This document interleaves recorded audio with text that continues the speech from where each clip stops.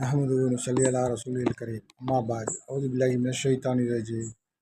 பிஸ்மில்லாஹிர் ரஹ்மானிர் ரஹீம். கண்ணியத்திற்குரிய பெரியவர்களே, சகோதரர்களே, சகோதரிகளே, குழந்தைகளே, இன்றைய தினம் நாம் கேட்க இருப்பது சஃபியா ரலியல்லாஹு அன்ஹா அவர்களை பற்றி. இந்த சஃபியா ரலியல்லாஹு அன்ஹா அவர்கள் யாருடைய மகள் அப்படின்னு சொன்னால், அப்துல் முத்தலிஃப் இருக்காங்க, அவர்களுடைய மகள்.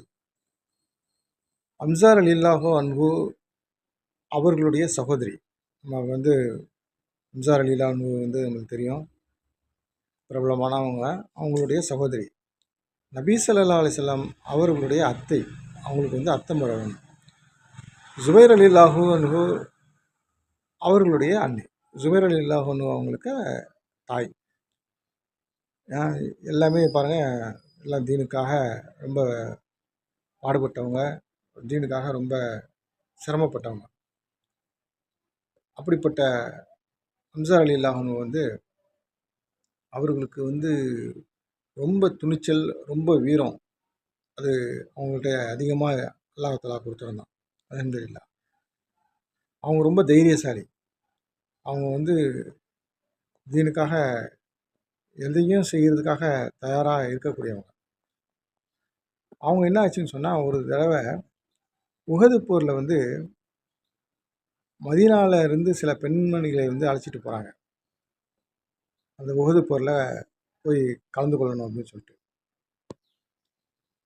அப்போது எதுக்காக அப்படின்னு சொன்னால், அவங்க நேரடியாக பெண்கள் கலந்து கொள்வதற்கு அனுமதி கிடையாது. அவங்க அந்த வீரர்களுக்கு, காயமடைஞ்ச வீரர்களுக்கு தண்ணீர் கொடுக்கணும், அவங்களுக்கு அந்த காயத்துக்கு மருந்து போடணும் அப்படின்னு சொல்லிட்டு அந்த ஒரு இதில் அவங்க போகிறாங்க. அப்போது அந்த போகக்கூடிய நேரத்தில் அந்த போர்க்களத்தில் இவங்களை பார்க்குறாங்க. அம்சார் அந்த சஃபியா ரலியல்லாஹு அன்ஹா அவங்க நபி ஸல்லல்லாஹு அலைஹி வஸல்லம் அவங்க பார்க்குறாங்க. முதல்ல அவங்களுக்கு நபி ஸல்லல்லாஹு அலைஹி வஸல்லம் அவங்க விரும்பலை இந்த பெண்கள் யுத்த களத்துக்கு வர்றதை. அதுக்கப்புறம் அவங்க சொல்லக்கூடிய விஷயத்தை வச்சு அனுமதி கொடுக்குறாங்க. அப்போது அந்த மாதிரி வீரர்களுக்கு தண்ணீர் புகட்டுறேன், காயமடைஞ்சவங்களுக்கு மருந்து போடுறேன்ற மாதிரி இந்த மாதிரி ஒரு கருத்துப்பட சொன்ன உடனே அவங்க அனுமதி கொடுக்குறாங்க. உஹது போரில் அந்த காஃபிர்களுடைய கை ஓங்கிடுது. முஸ்லீம்களுக்கு சிறிய தொய்வு ஏற்படுது, தோல்வி ஏற்படக்கூடிய ஒரு நிலைமை ஏற்படுது. காஃபிர்களுடைய கை ஓங்குது. அப்போ முஸ்லீம்கள் பின்வாங்கிறதுக்கு ஒரு நிலைமை ஏற்படுது, பின்வாங்கக்கூடிய நிலைமை. அப்போ முஸ்லீம்களுக்கு அவங்க ரொம்ப தைரியம் சொன்னாங்க, ரொம்ப தைரியம் ஊட்டுறாங்க. நீங்கள் பயப்படாதீங்க, தைரியமாக இருங்க, அல்லாஹ் உதவி செய்வான், அல்லாஹ்வுடைய உதவி இருக்குது என்பதாக. அந்த யுத்தத்தில் அம்சார் ரலியல்லாஹு அன்ஹு ஷஹீதாயிடுறாங்க. அம்சார் ரலியல்லாஹு அன்ஹு இவங்களுடைய சகோதரன் தானே. அப்போ அந்த அம்சார் ரலியல்லாஹு அன்ஹு எந்த அளவுக்கு அவங்க ரொம்ப ஒரு கொடூரமான முறையில் அவங்க கொல்லப்படுறாங்க. அவங்களுடைய மூக்கு, காது எல்லாத்தையும் எதிரிகள் என்ன செய்கிறாங்க, அறுத்துடுறாங்க. ரொம்ப ஒரு கொடுமையான ஒரு முறையில் அவங்க உயிர் பறி போகுது. அப்போ அந்த சடலத்துக்கு பக்கத்தில் சஃபியா ரலியல்லாஹு அன்ஹா போகக்கூடாதுன்னு சொல்லி நபி ஸல்லல்லாஹு அலைஹி வஸல்லம் தடுக்கிறாங்க. ஏன்னு சொன்னால், ரொம்ப ஒரு மோசமான நிலைமையில் அவருடைய உடல் இருக்குது, அதை பார்க்கக்கூடாது, பார்த்துன்னு சொன்னால் மனசு கஷ்டப்படும்னு சொல்லிட்டு அவங்க அனுமதி கொடுக்கல. ஆனால் சஃபியா ரலியல்லாஹு சொல்கிறாங்க, நான் பொறுமையை கையாள்வேன், என்னை அனுமதி கொடுங்க அப்படின்னு சொல்லிட்டு ஒரு உறுதிமொழி கொடுக்குறாங்க. அப்போ ரசூல் ஸல்லல்லாஹு அலைஹி வஸல்லம் அனுமதி கொடுக்குறாங்க. அப்போ அந்த உடம்பை பார்த்த உடனே அந்த அவருடைய சகோதரர் அம்சார் ரலியல்லாஹு அன்ஹா ரலியல்லாஹு அன்ஹு அவர்களுடைய உடலை பார்த்த உடனே, இன்னா லில்லாஹி வ இன்னா இலைஹி ராஜிஊன் அப்படின்னு சொல்லி அந்த துவாவை ஓதிட்டு தொழுகிறாங்க. தொழுதுட்டு அவங்களுக்காக துவா செய்கிறாங்க. அந்த அளவுக்கு அவங்க அந்த பொறுமையை கையாண்டு அல்லாஹ்கிட்ட துவா பண்ணுறாங்க. அதே மாதிரி அகலி போரில் எல்லா பெண்களையும் வந்து என்ன செய்கிறாங்கன்னு சொன்னால், அந்த ஃபாரின்னு சொல்லி ஒரு கோட்டைக்குள்ளே அவங்க பாதுகாப்பாக வச்சுட்டு, ஒரு வயோதிக சஹாபி அவங்கள வந்து அந்த பெண்களுக்கு அமீரா நியமிச்சுட்டு, ரசூல் சார் என்ன செய்கிறாங்கன்னு சொன்னால்,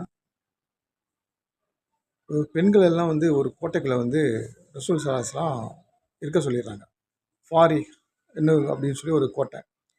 அந்த கோட்டையில் வந்து எல்லா பெண்களையும் இருக்க சொல்லிட்டு, ஒரு வயோதிக சஹாபியை வந்து அந்த பெண்களுக்கெல்லாம் வந்து அமீரா வந்து நபி ஸல்லல்லாஹு நியமிக்கிறாங்க. அந்த சமயத்தில் வந்து எல்லாரும் உள்ளே இருக்கிறாங்க. அந்த அமீர் வந்து ரொம்ப வயசானவர். அவர் அந்த சஹாபி தான் அவங்களுக்கு அமீரா இருந்து அவங்கள பார்த்துக்கிறாங்க.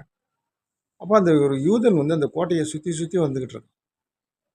அப்போ அந்த யூதனை வந்து அந்த யூத கூட்டம் வந்து அனுப்பி விடுது. அங்கே என்ன நிலவரம் போய் பார்த்துட்டு வா, நம்ம அந்த கோட்டையை தாக்கலாம் என்பதாக. அப்போ அந்த யூதன் வந்து சுற்றிக்கிட்டு வரான். எப்படியாவது இந்த கோட்டையை வந்து என்ன நிலவரம் இருக்குது, பாதுகாப்பு இருக்கா, பாதுகாப்பு இல்லையா, பாதுகாப்பு இல்லைன்னா நம்ம தாக்கி இந்த கோட்டையை கைப்பற்றிடலாம்னு சொல்லிட்டு அவன் வரான். இப்போ வந்து அந்த யூதனை வந்து என்ன செய்யணும்னு சொன்னால், எதிர்க்கிறதுக்காக பெண்கள் எல்லாமே பெண்கள், அந்த வயசான சஹாபி தான் இருக்கிறாங்க. அவரால் முடியல. அவரால் அதை எதிர்க்கிறதுக்கு முடியல. தலையை வெட்டி கோட்டைக்கு வெளியில் தூக்கி போட்டுறாங்க. போட்ட உடனே என்ன ஆகுதுன்னு சொன்னால், அந்த கூட்டம் யூத கூட்டம் வந்து அந்த யூத கூட்டத்தில் தூக்கி போட்டுறாங்க. அந்த தலையை பார்த்த உடனே அந்த யூத கூட்டம் என்ன பண்ணுதுன்னு சொன்னால், ஏன் இங்கே நம்ம பெண்கள் மட்டும்தான் இருக்கிறாங்கன்னு சொல்லி நம்ம நினச்சோம், ஆனால் அங்கே ஒரு பெரிய படையே இருக்குது அப்படின்னு சொல்லிட்டு, அந்த படை என்ன ஆகுதுன்னு சொன்னால், அதை விட்டு அந்த கோட்டையை விட்டு விலகி தூரமாக ஓடிடுறாங்க.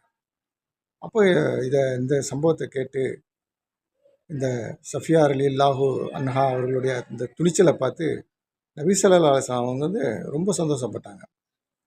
இந்த சஃபியா ரலியல்லாஹு அன்ஹா வந்து தன்னுடைய 72வது வயசில் ஹிஜ்ரி 20வது வருஷம் உமர் ரலியல்லாஹு அன்ஹு அவர்களுடைய ஆட்சி காலத்தில் வஃபாத் ஆனாங்க. இன்னா லில்லாஹி வ இன்னா இலைஹி ராஜிஊன். கண்ணியமிக்க பெரியவர்களே, சகோதரர்களே, பெண்கள் எந்த அளவுக்கு தைரியமாக இருந்தாங்க அப்படின்றதுக்கு இந்த சஃபியா ரலியல்லாஹு அன்ஹா அவர்கள் வந்து ஒரு உதாரணம். அவர்கள் ரொம்ப தைரியமாக இருந்தாங்க. இந்த மாதிரி தைரியம் உள்ள பெண்மணிகள் அல்லாஹ் தஆலா சந்தோஷப்படுறான். நபி ஸல்லல்லாஹு அலைஹி அவர்கள் சந்தோஷப்படுறாங்க. நாம் வந்து தைரியத்தை இழக்கக்கூடாது. நாம் தீன் படி நடக்கணும். அல்லாஹ்வுடைய கட்டளைப்படி நடக்கணும்.